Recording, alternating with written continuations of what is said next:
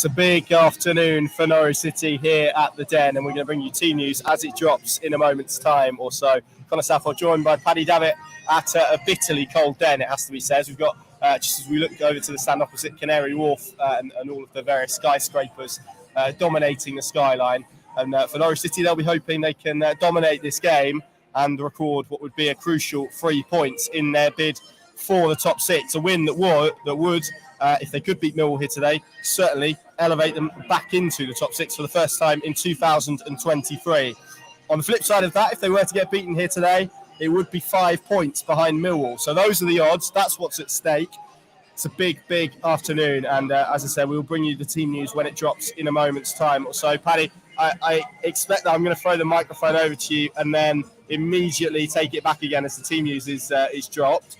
So, in fact, I'm not even going to throw it over to you because it has just turned 2 o'clock. So we should be, and here is the team news. Teemu Pukki makes his 200th appearance for Norwich City this afternoon. He starts. So Norwich City line up like this. Angus Gunn in goal. Aarons, Hanley, Gibson and Sørensen as the back four. Sarah and McLean as the midfield two. I'll repeat that because Yanulis is in as well. So it looks like, I'll start again. Gunn in goal. Aarons, Hanley, Gibson and Yanulis look to be the back four. McLean, Sarah, Sørensen as a free, with then Hernandez, Ida and Pukki as a free potentially. We'll come back to the shape of it in a moment. The subs bench: Tim Krul, Andrew Omemamadeli, Marquinhos, McCallum, Scholes, Nunez and Gibbs. Paddy, your thoughts on that team news? Interesting kind of selection decisions all around from David Wagner. I guess the most noticeable probably the inclusion of Jakob Sørensen and Dimi Yanulis.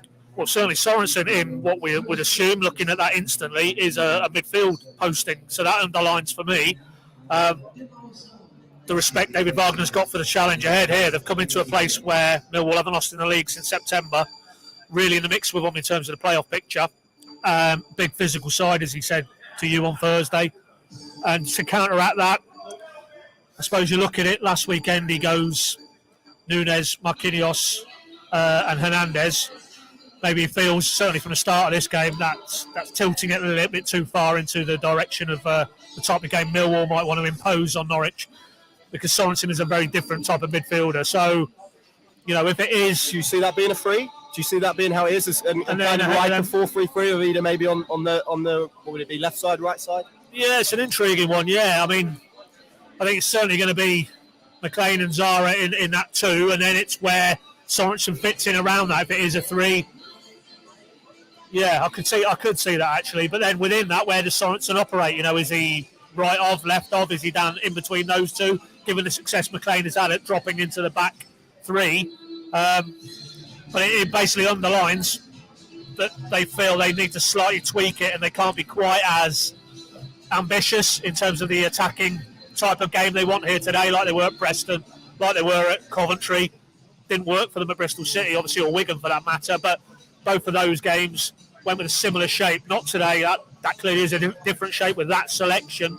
Not surprised really that Marquinhos drops out, because I just think such a key area today is that middle of the park, and if you've got too many players the wrong side of the ball when Millwall are looking to basically fill the box up and hit it long, I think you're in for a tough afternoon. So he clearly wants to try and nullify that a little bit. And of course, Sørensen, in terms of his physical presence, he adds a bit more in terms of if there is a lot of direct aerial threat, diagonal balls getting put into the Norwich box, you'd rather want Sørensen in there adding his aerial ballast than maybe a Marquinhos, Nunez, Hernandez pairing behind Pukki. Ida, obviously, that's an interesting one. It's not Ida out and Pukki in, it's Pukki in with Ida.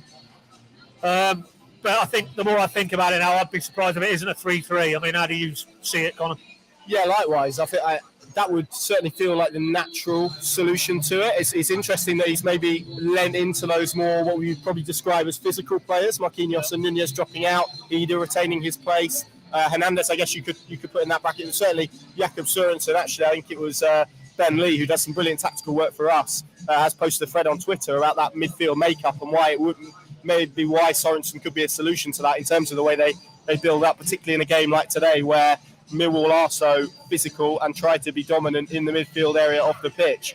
Speaking of the hosts, here's how they line up. They've got Long in goal, McNamara, Wallace, Cooper, Burke, Bradshaw, who's banging form at the moment, Zian Fleming, Charlie Cresswell on loan from Leeds, Ryan Lennon, George Saville does make it after a slight injury concern that ruled him out of Luton in midweek, and George Honeyman makes up their 11, their subs bench. Biakowski, Hutchinson, Evans, Malone, Watmore, Vogelslammer and Esse. So that looks a pretty strong Millwall side as well from what we've seen. I mean, it is interesting because we've seen David Wagner pretty exclusively deploy that kind of 4-2-3-1, 4-2-2-2, 4-4-2, depending on kind of whichever variation particularly takes your fancy.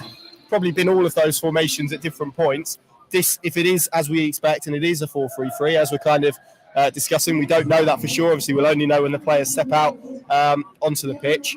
But if that is the case, it's the first time that he's really changed tack for an opponent, isn't it, since he took the job? Yeah, and it is, and that isn't a sign of weakness. That's trying to be smart and trying to counteract and nullify what your opponent you're facing. And I think we decided it was 8 games he'd had prior to today in the league.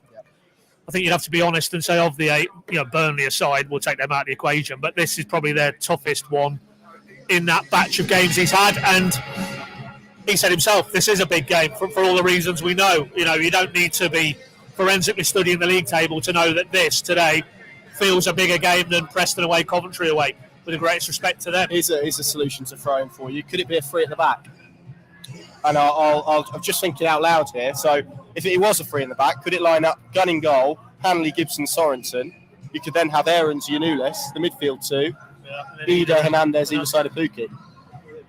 Yeah, that could work. That could work. And to be fair, we had a sense of, Sorensen started on the left last weekend. Then when Giannoulis came on, Aarons came off and he switched to the right. Yeah. So there is that flexibility with his game.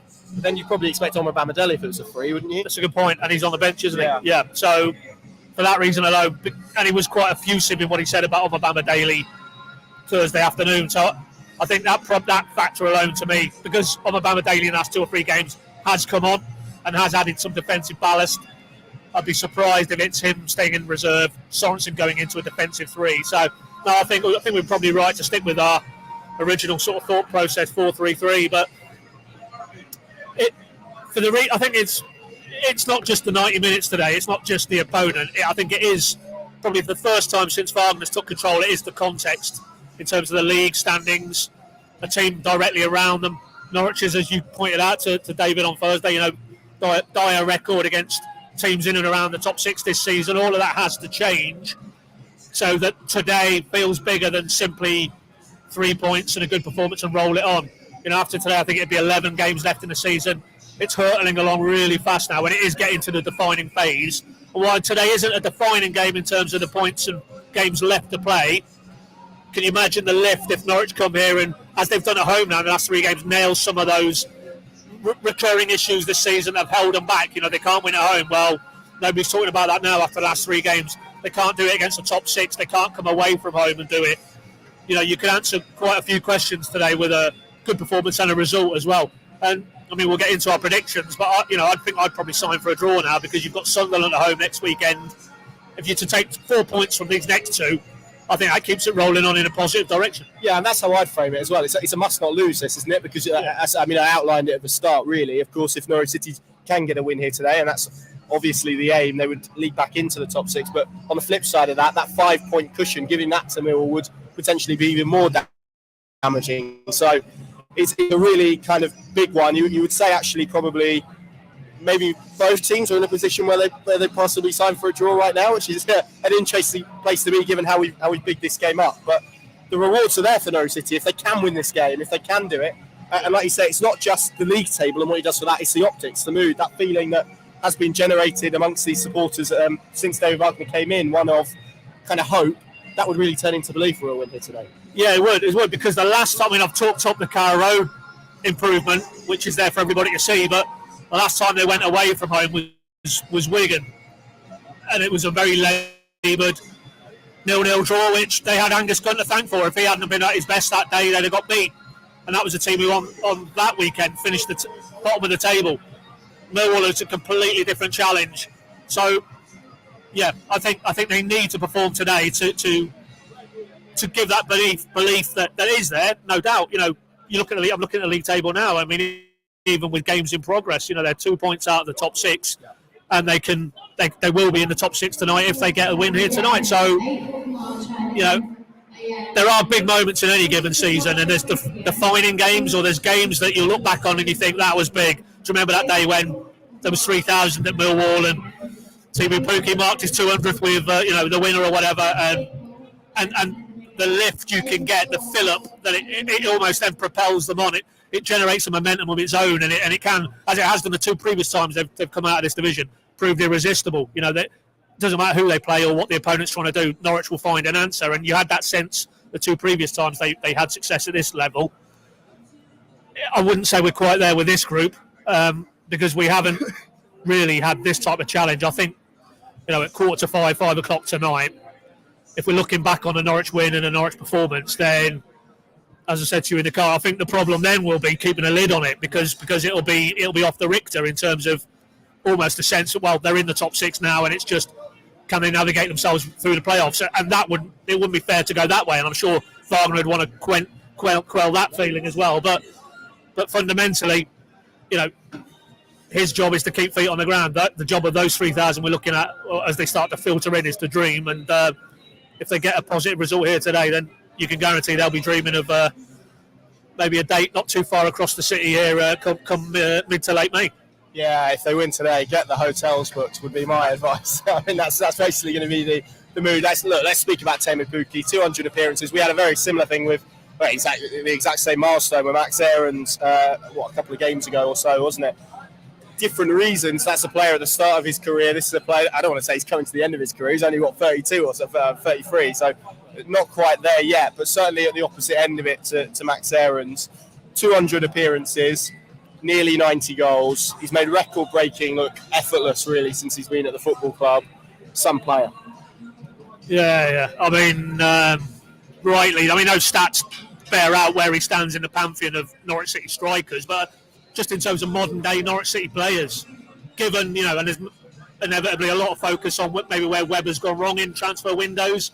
You can debate the whys and wherefores. What isn't debatable at all is a guy who came in on a free transfer. What he is given is beyond words. It's phenomenal, really. That piece of recruitment has been so intrinsic to, yes, okay, not quite worked in Premier League level, although with the caveat that he's proven he can score goals in the Premier League. So, you would have to say in terms of Teemu Pukki and Norwich, Premier League or Championship, well, over and above, it's exceeded any expectation any reasonable Norwich fan, or probably even Webber himself, if he was candid enough to admit, would have felt was going to come from a player who they sourced on a free transfer. And it was quite amusing when he came out to warm up last weekend, and it was one more year till he moved from the Snake Pit area, and then it was 2 more years, 3 more years. By the time he'd gone back to the dugout, it was 8 more years, I think. And the only way I can fortunately see the relationship prolonging beyond the end of the summer and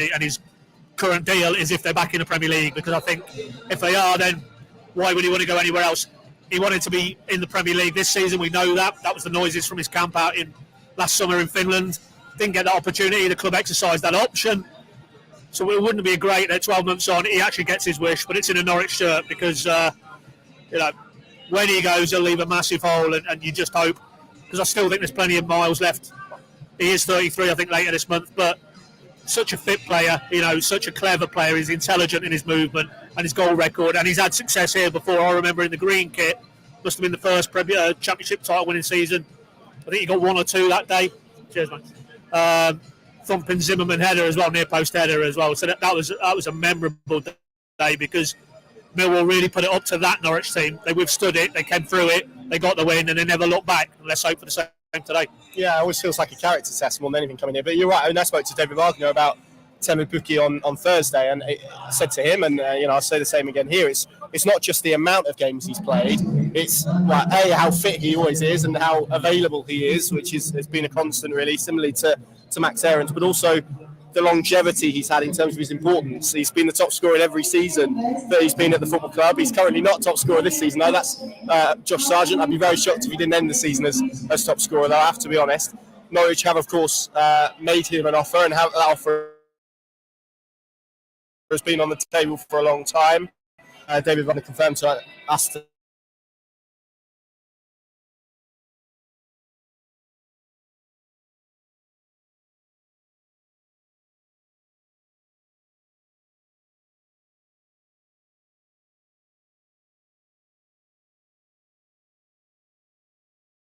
confirm